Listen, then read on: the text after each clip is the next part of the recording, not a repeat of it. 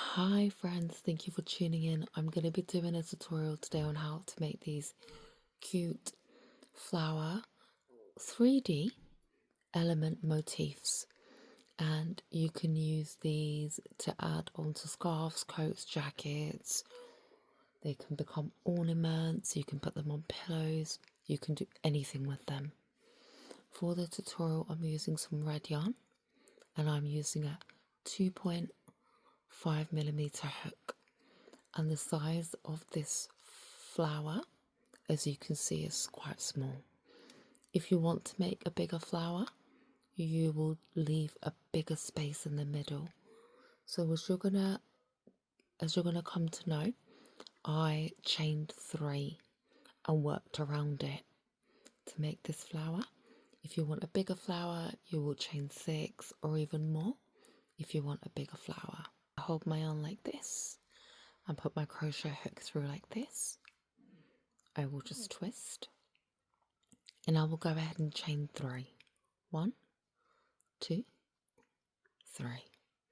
We're gonna go ahead and slip stitch into that first space. Go ahead and chain 1.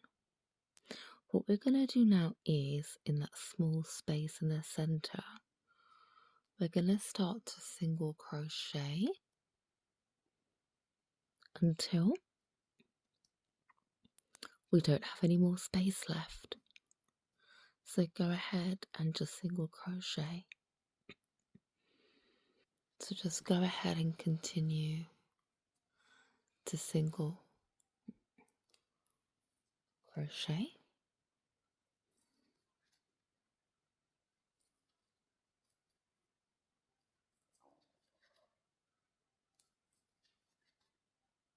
Slip stitch into that first chain space there. Chain 3. Now we're going to start to make what we call puff stitches or even popcorn stitches. So it's like we're about to double crochet, but we're not. So go into that next chain space, pull up some yarn, again almost as if we're about to double crochet, but we're not. Pick up some more yarn, go in that same space. Now we've got loads and loads of strands of yarn on our hook, so I've done that twice. I'm going to go 2 more. There. Now I'm going to pick up some yarn and I'm going to pull through all of those chains, including the first chain 3 spaces.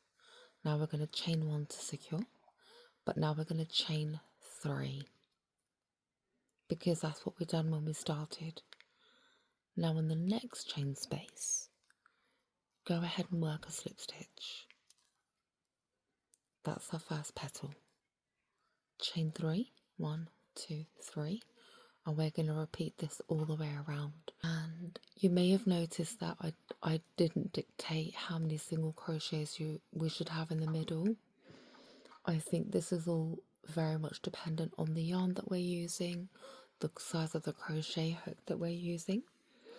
So we didn't do any counting to start with. Let's see how our work evens out. So now in that next space, we're going to puff stitch again. So 2, 3, 4. Pull through all of those, including that last one. Chain 1 to finish. 1, 2, 3.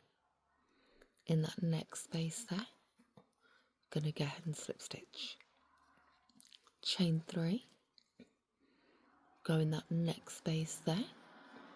1, 2, 3, 4. Pull through all of those. Chain 1. 1, 2, 3. In that next space there, slip stitch. 1, 2, 3. And let's carry on with puff stitching. So 1, 2, 3, 4. Pull through.